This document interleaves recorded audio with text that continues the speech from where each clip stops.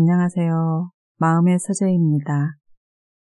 오늘 읽어드릴 책은 진정한 부는 얼마를 가졌느냐가 아니라 얼마나 오랫동안 풍족하게 사느냐로 결정된다. 지갑이 마르지 않는 평생 부자입니다. 지은이는 윤은모, 펴낸 곳은 전나무숲입니다. 우리가 원하는 부자의 모습은 항상 여유가 있고 언제든지 필요할 때 돈을 꺼내 쓸 수 있는 풍족하고 너그러운 삶을 사는 사람입니다. 앞으로 점점 더 길어질 삶의 길이를 생각하면 우리는 경제와 돈에 조금 더 냉정해질 필요가 있습니다. 자본주의 사회에서 부를 외면한다면 삶의 질과 행복을 보장받기가 쉽지 않기 때문입니다. 이 책은 간절하게 성공과 부를 쫓는 사람들에게 필요한 내용과 대안을 담고 있습니다.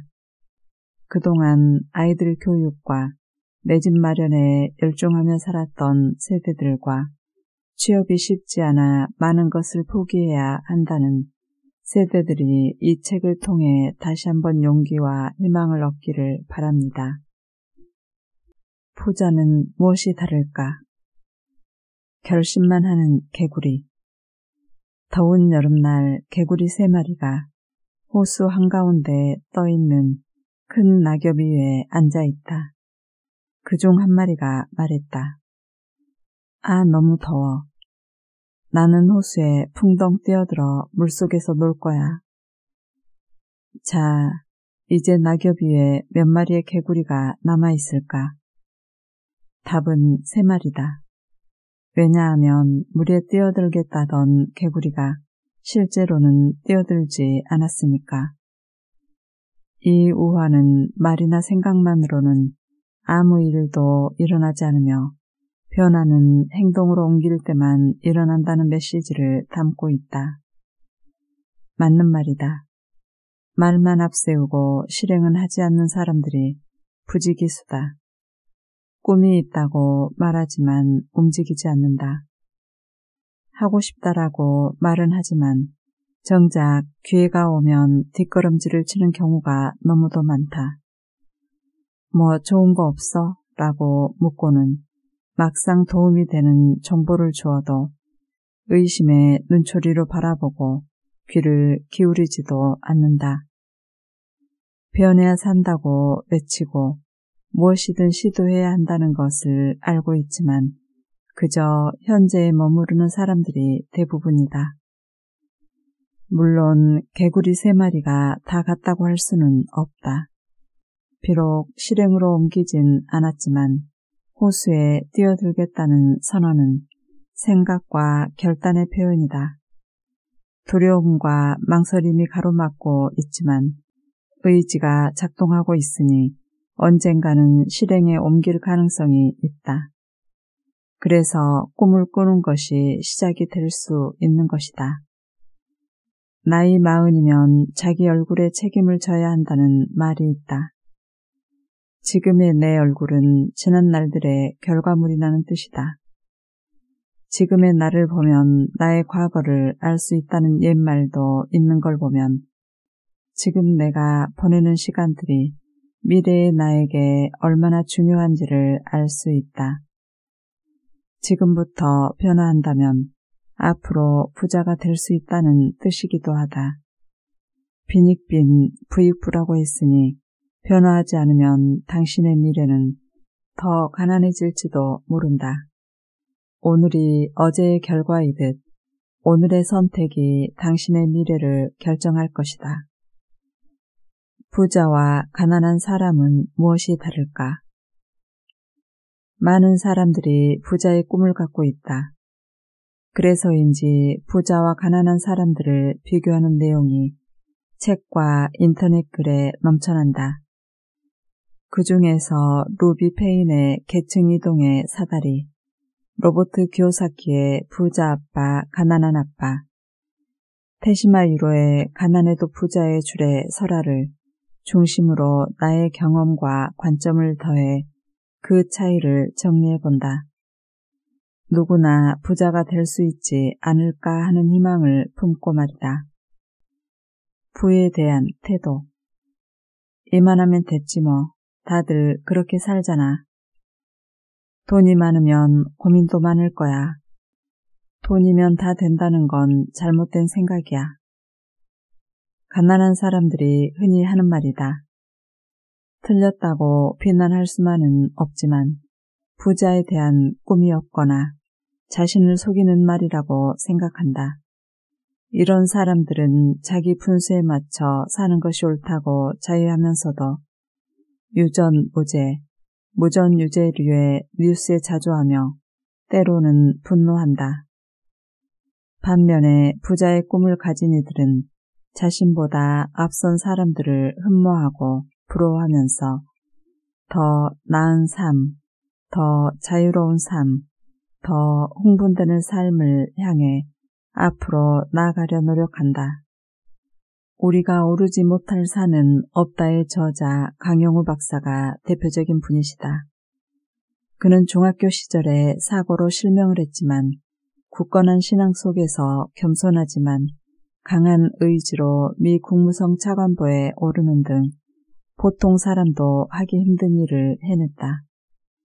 또 가깝게는 한때 회사 동료였지만 지금은 네트워크 마케팅 분야에서 세계적인 명성을 가진 분들과 평생 친구로 지내는 이가 있는데 그가 누구보다 바쁜 직장 생활 속에서도 퇴근 후와 주말의 자투리 시간을 활용해 평생 부자의 가치를 쌓아온 것을 알고 있다.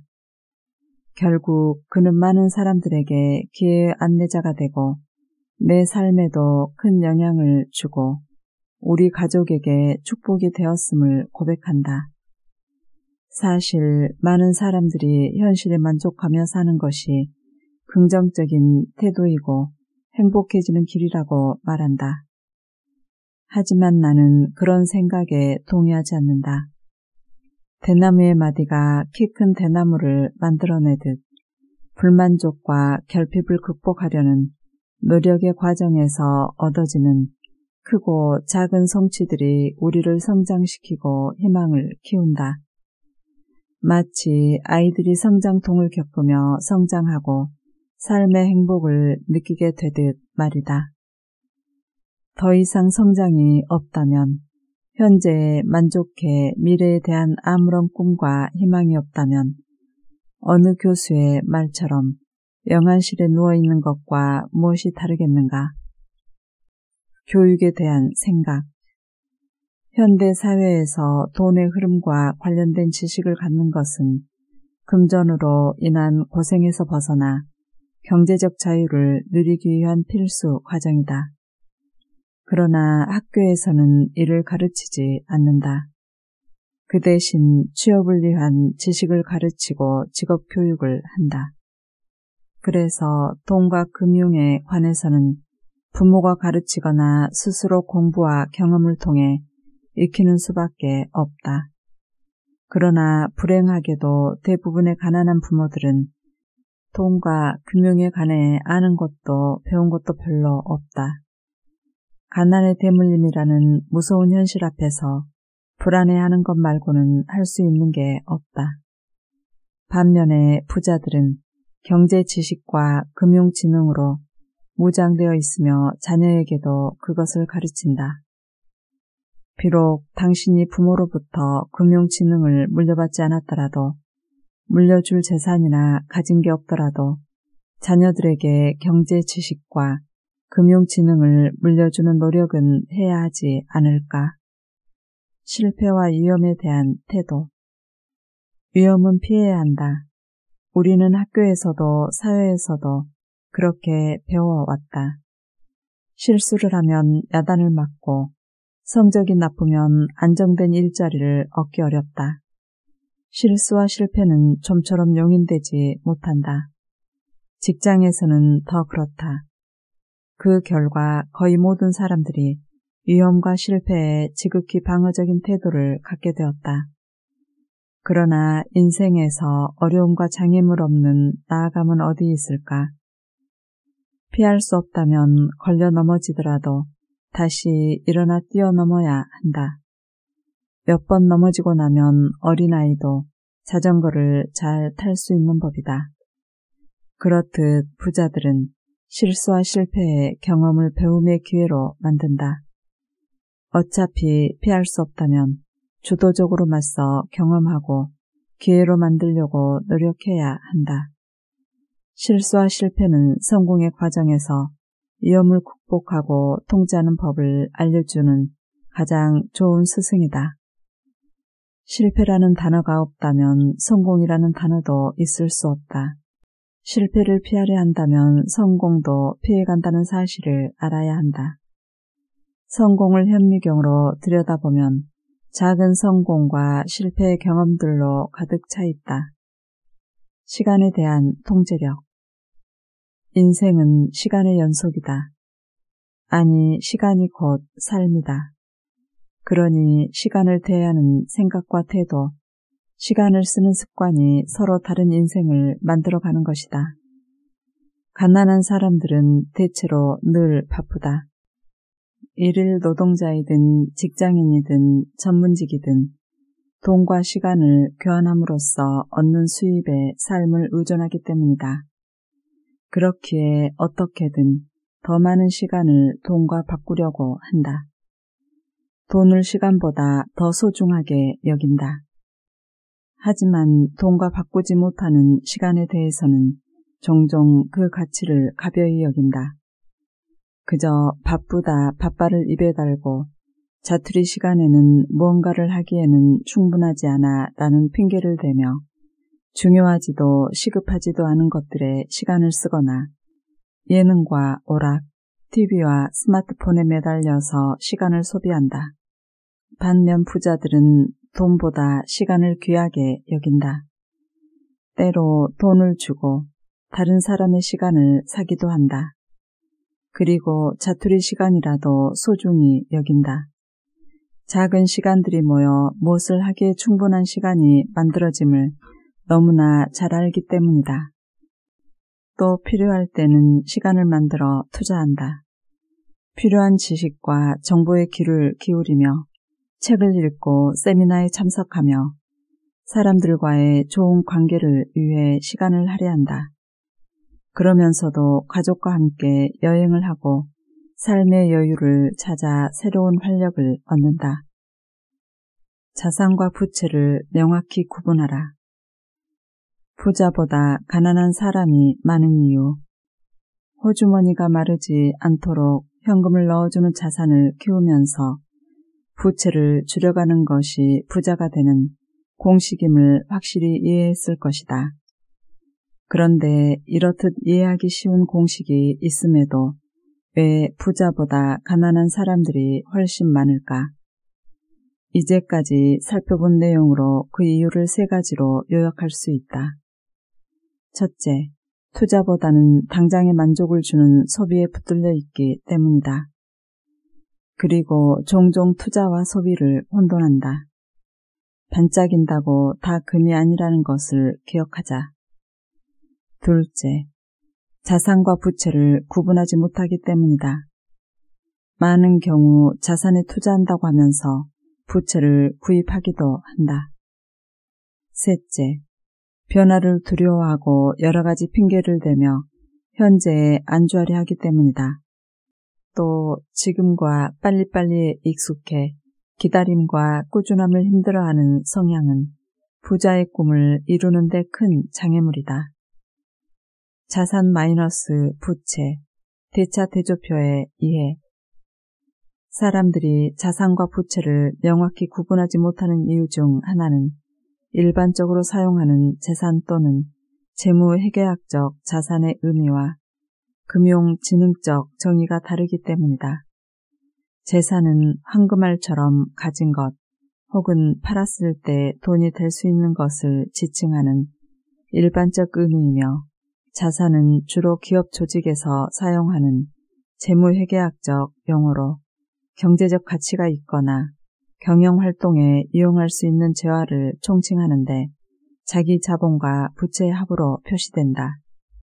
재산 또는 재무회계학적 자산, 총 재화, 자본 플러스 부채. 이때 부채는 더 큰 돈을 벌기 위한 레버리지, 타인의 자본을 이용해 투자에 대한 자기 자본의 이익률을 높이는 것으로 정의되면서 자산의 일부로 간주된다. 이것은 기업들이 잘못 관리되고 운영되면 더 큰 위험을 가져올 수 있는 걸 알면서도 자기 자본보다 훨씬 더 큰 부채를 수용하는 이유이기도 하다. 그러나 이러한 개념은 금융 지식이 부족한 개인에게는 오히려 혼란을 준다. 개인이 부채를 활용하는 레버리지를 일으켜 이익을 만들어내는 것이 어렵기 때문이다. 반면 금융지능적 자산의 정의는 무엇이든 내 호주머니에 지속적으로 돈을 넣어주는 것을 의미한다. 나는 새로운 정의를 바탕으로 나의 20년 전 대차 대조표를 그려보았다. 그리고 그 차이는 스스로 놀라울 정도였다. 나는 남들이 부러워할 만한 회사에서 부러워할 만한 지위에 있었지만 사실 체감하는 호주머니 사정은 늘 빠듯했고 마음 한켠에는 미래에 대한 불안감이 늘 있었다. 왜 그런지를 몰랐는데 금융지능적 관점으로 재무 상태를 분석하고 나니 그 이유가 분명해졌다. 내가 가지고 있는 모든 것이 비용을 유발하는 부채인데 수입은 자산 항목에 적지도 못하는 직장에서 받는 봉급이 전부였다. 매달의 봉급으로 그 많은 부채들을 감당하고 있었다니. 그런데 만약 직장의 수입이 갑자기 끊긴다면 생각만 해도 끔찍했었다. 내가 가진 것은 자산일까 부채일까? 자산과 부채를 구분하는 것은 부자가 되는 첫걸음이다. 우리의 삶에서 경제적으로 큰 비중을 차지하는 몇 가지 경우에 대해 자산인지 부채인지 구분해보자. 내가 소유한 집, 당신이 살고 있는 아파트는 어떨까? 자산일까? 당신의 아파트는 안타깝지만 자산이 아닌 부채다. 하룻밤 자고 나면 아파트 가격이 오르던 때만 기억하는 사람이나 오랫동안 열심히 돈을 모아 어렵게 집을 마련한 사람들은 자산이라고 주장하고도 싶을 것이다. 하지만 주택은 부채임이 확실하다. 각종 세금의 관리, 유지비 등 당신의 호주머니에서 끊임없이 돈을 빼간다. 내가 은행에서 어렵게 담보대출을 받아 장만한 아파트가 부채라고? 그럼 나는 열심히 저축해서 모은 현금에 부채를 더해 부채에 투자한 셈이란 말인가? 금융지능적 관점에서의 나의 대답은 그렇다이다. 하우스 푸어란 말이 요즘 심심치 않게 들린다. 열심히 돈을 모아 아파트를 갖는 꿈은 이루어졌지만 부자의 꿈에서는 멀어지고 있는 현실 말이다. 어쩌면 무늬만 부자이기가 쉽다. 승용차, 피아노 등의 내구재. 주택 이외에도 우리는 종종 재산이라고 여겨지는 물품들을 구입한다. 삶의 질을 높이고 생활을 편리하게 해주는 승용차, 가구, 피아노, 골프채, 냉장고, 컴퓨터 등의 내구재가 그것이다. 일반 소비재와 다른 점이 있다면 수명이 비교적 길고 경우에 따라 처분할 때 잔존 가치가 있다는 것이다. 그래서 재산이 늘어난 것 같은 기분이 들기도 한다. 그러나 이런 내구재들은 구입 즉시 가치가 떨어지고 감가상각비를 발생시키며 사용하고 유지하는 데 따르는 추가 지출이 발생하므로 명백한 부채다. 만약 빚을 얻어 장만했다든지 할부로 구입했다면 이 또한 부채를 얻어 또 다른 부채를 산 꼴이 된다. 이런 자산에 투자하라. 적금, 보험, 연금저축 등. 우리는 미래를 대비하거나 투자를 하기 위해 적금, 보험, 연금저축 등 다양한 형태로 목돈을 만든다. 이러한 저축은 호주머니에서 돈이 빠져나가기는 하지만 소비나 부채가 아니다. 언뜻 돈이 나가는 모양새를 띠지만 만족 지연의 대가로 미래에 호주머니에 돈을 넣어주는 일종의 투자이다. 금융자산에 투자할 때는 만기에 목돈을 타는 상품보다 지속적으로 호주머니에 돈을 넣어주는 연금 같은 금융상품이 자산의 역할을 보다 더 충실히 할 수 있다. 주식 또는 펀드.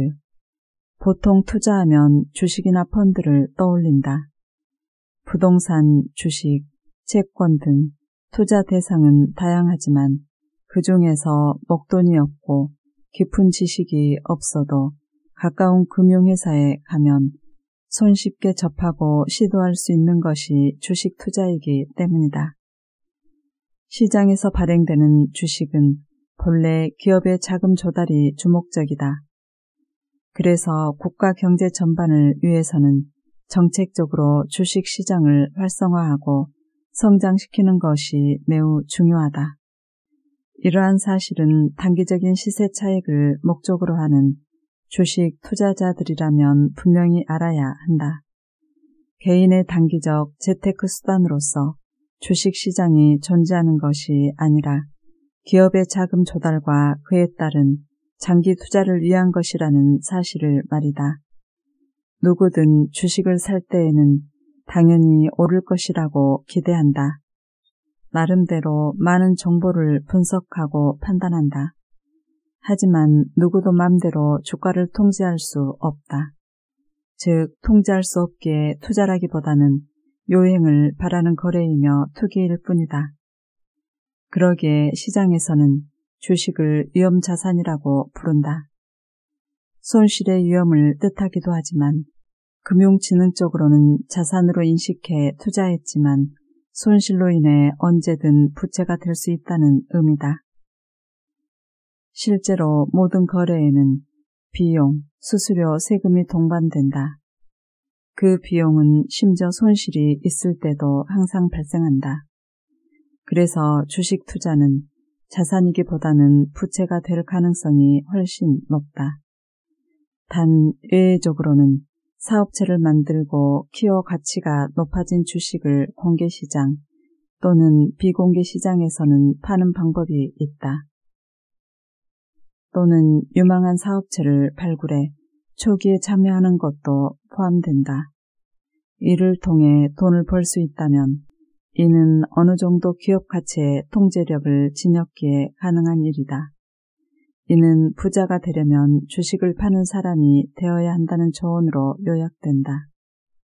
사업체, 저금리 현상의 장기화로 예금, 주식, 부동산 등 소위 재테크 수단의 수익률이 하향 평준화되는 소위 재테크 빙하기에는 사업체가 더 좋은 대안이 될 수 있다. 보통의 경우 사업이라고 하면 어느 정도의 자본을 필요로 하는 자영업, 특히 제조나 판매, 유통을 생각하게 된다. 그러나 세상에는 만드는 것, 파는 것 말고도 많은 종류의 사업이 있다. 사업의 본질은 가치를 만들고 누군가에게 그 가치를 전달하는 것이기 때문에 투자를 통해 가치를 창출할 수 있다면 제품, 서비스, 아이디어 등 무엇이든 사업이 될 수 있다. 그런데 사업체라고 해서 다 자산이 되지는 않는다.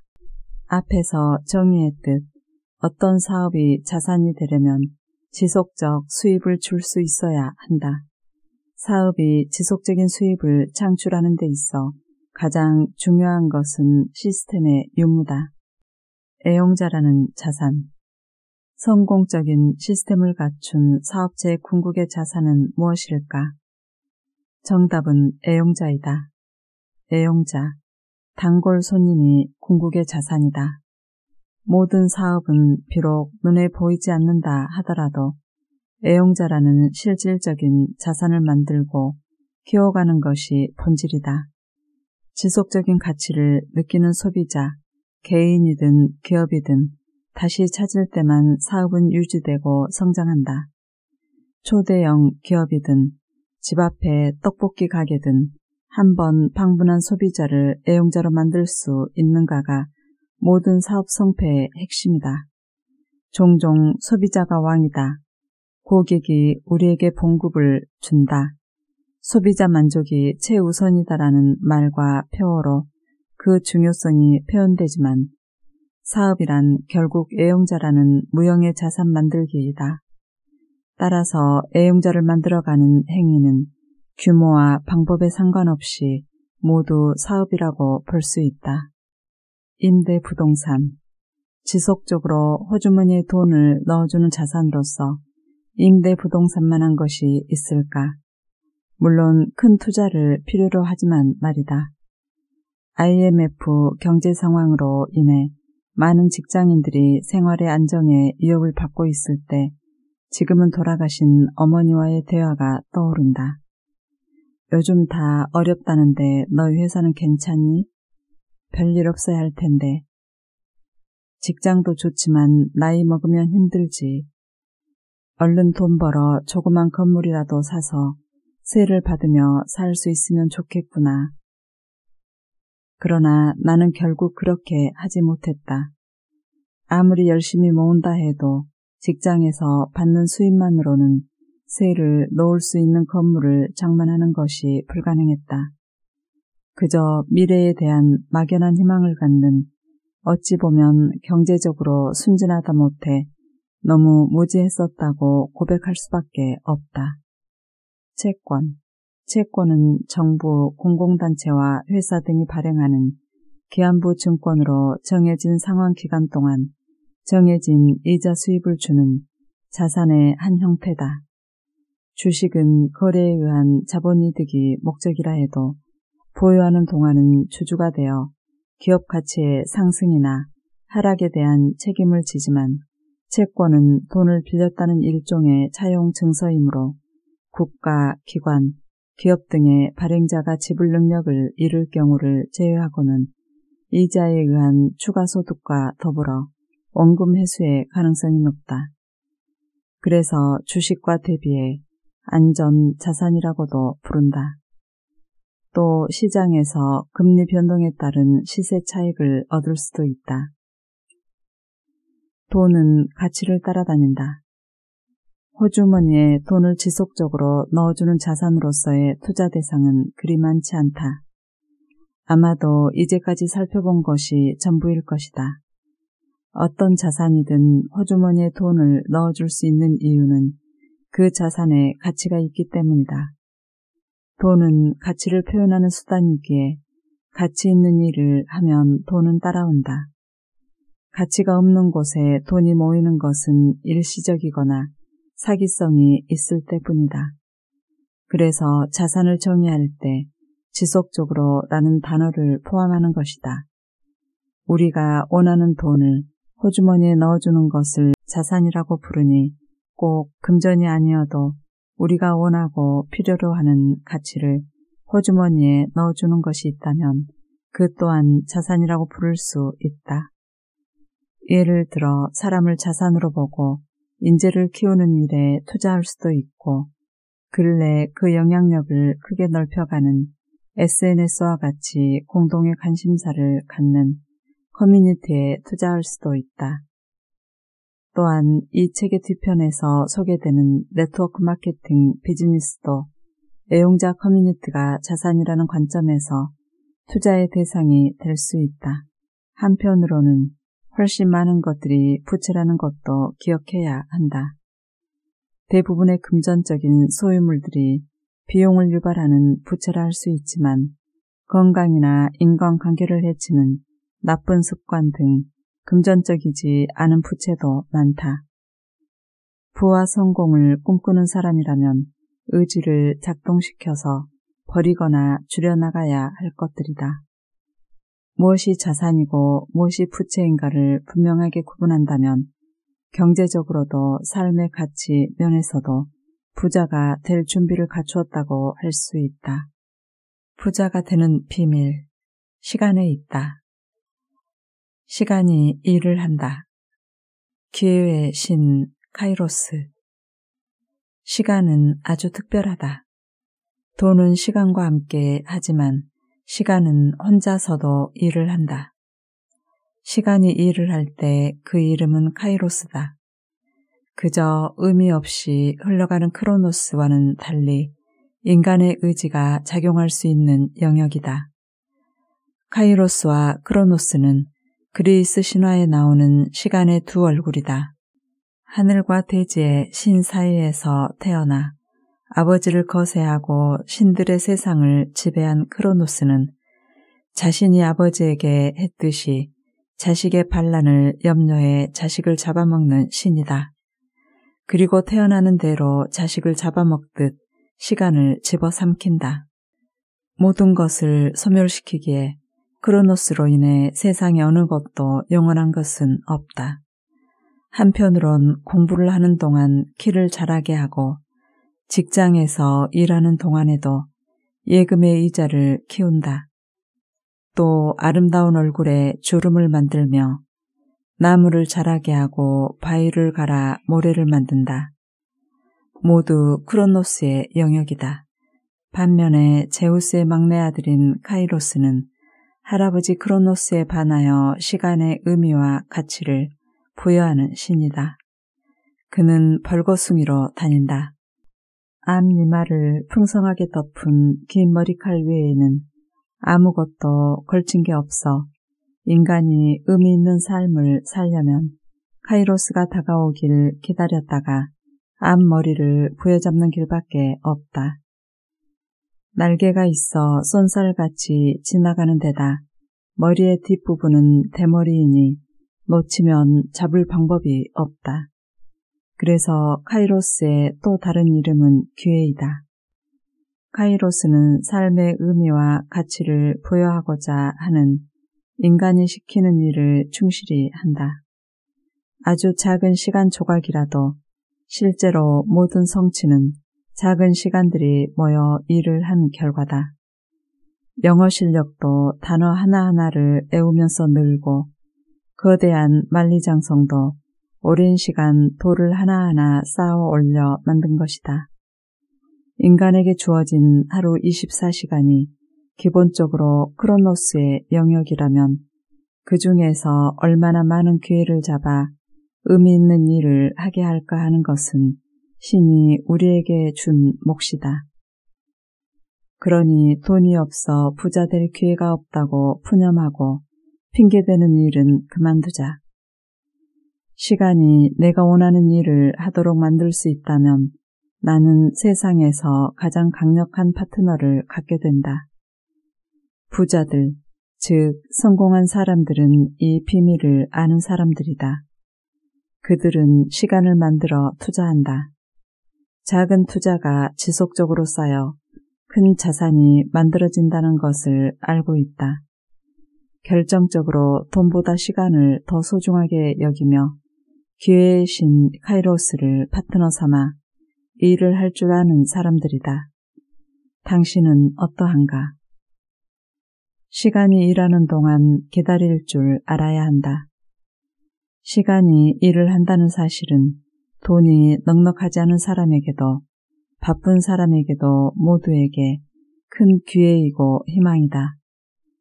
조각난 시간조차 한 가지 목표를 향해 모아지면 열매를 맺고 자산을 만들 수 있기 때문이다.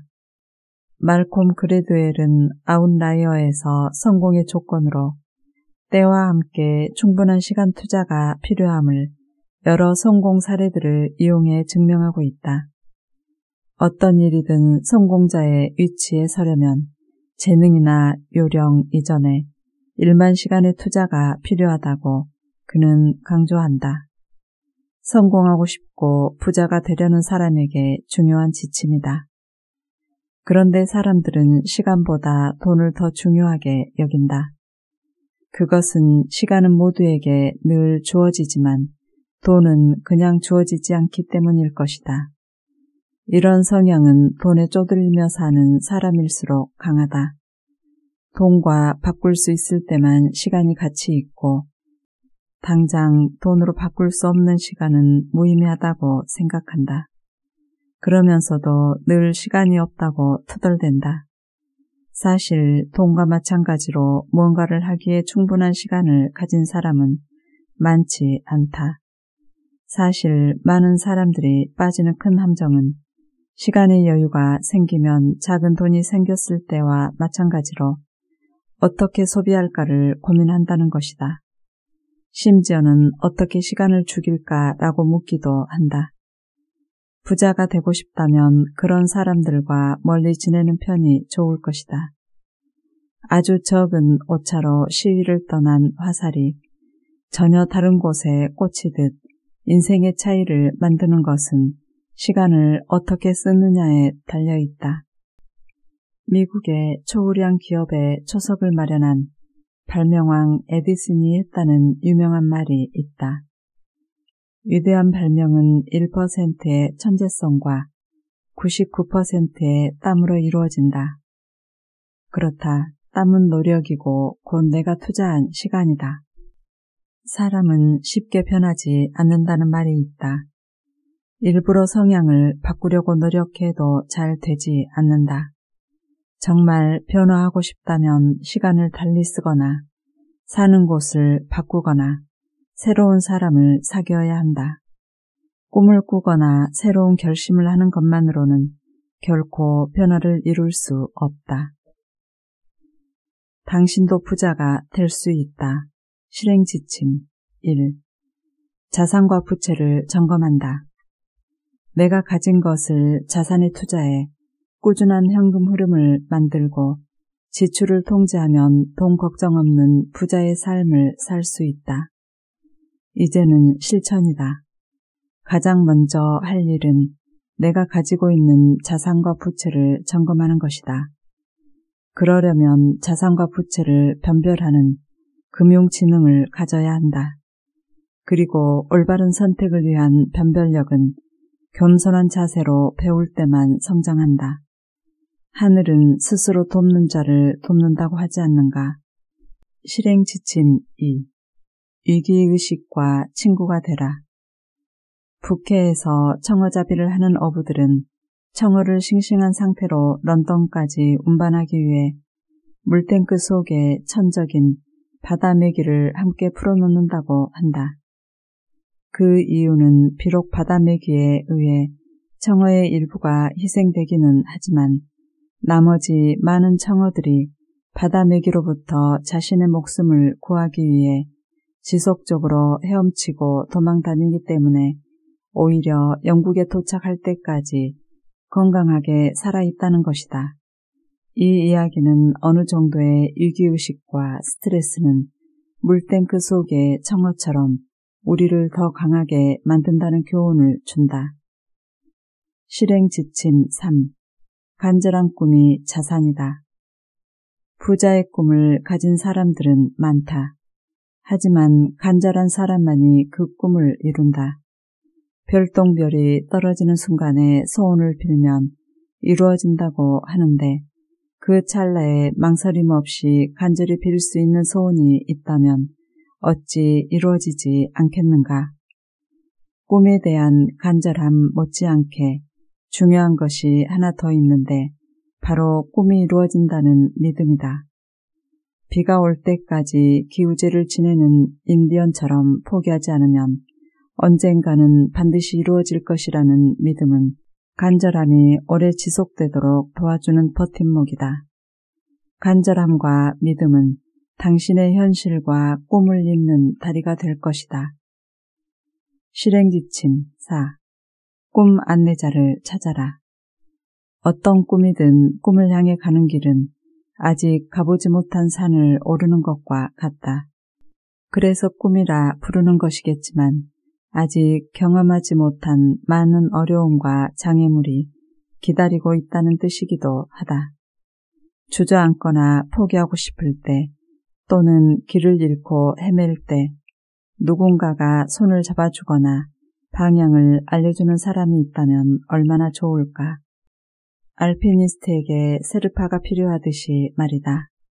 아직 가보지 못한 길이니 이미 경험한 누군가의 안내가 필요하다고 생각하는 것은 순리다. 무슨 일이든 혼자서도 잘할 수 있다는 생각은 욕심이고 자만이다. 그러니 꿈 안내자, 리더, 멘토, 도우미 등을 찾아라. 성공은 성공한 사람으로부터 배우는 것이 가장 지혜로운 것임을 기억해야 한다. 실행 지침 5. 꿈을 이룰 수단을 찾아라. 사실 많은 사람들이 성공을 이야기할 때 꿈을 강조한다. 꿈을 이루는 것을 성공이라 부르기 때문이다. 지혜의 왕 솔로몬도 꿈이 없는 백성은 멸망한다고 했고, 생생하게 꿈꾸면 생각한 대로 이루어진다라는 광고판을 붙인 버스가 시내를 누비기도 한다. 당신의 꿈은 무엇입니까? 라는 물음으로 대변되는 성공의 원리가 사람들의 마음에 파문을 일으킨다. 하지만 경쟁 사회에서 현실을 직시하지 못하고 꿈만 쫓다가 돈 때문에 고생하는 사람들이 너무 많다. 또 돈 때문에 좋아하는 일을 멈춘 사람들도 쉽게 볼 수 있다. 꿈을 이룰 수단이 없이 꿈만 쫓는다면 삶을 나락으로 이끌 수도 있다. 당신의 꿈이 공허한 외침이 안 되려면 호구지책 정도는 해결할 수 있는 수단을 갖는 것이 먼저다. 평생 부자의 가치. 호주머니가 넉넉해지면 사람들은 더 너그러워지고 파란 하늘은 더 아름답게 보인다. 또 더 많은 것들을 가능하다고 믿게 되고 보다 더 긍정적이 되고 선택의 폭도 넓어지고 좀 더 즐겁고 아름답고 가치 있는 삶을 찾아 움직이기도 한다. 누군가 가난하지만 행복하다라고 말하면 나는 호주머니에 그가 원하는 행복이 들어왔을 것이라는 공감을 한다. 문제는 얼마나 오래 지속되느냐다. 사람마다 소중하게 여기는 가치의 우선순위는 다르다. 나는 크게 사치를 하진 못해도 우리의 아이들이 자신의 꿈을 펼치는데 부모님이 자식 걱정 안 하시도록 또 아내와 함께 가치 있는 일을 찾아 의미 있는 인생을 사는데 돈 걱정이 없으면 좋겠다. 평생 부자의 꿈이다. 아직 그 꿈에 충분히 도달하진 못했지만 좋은 수단을 만나 방향을 가지고 앞으로 나가려는 매일매일이 오히려 행복함을 고백한다. 함께 해주셔서 감사합니다.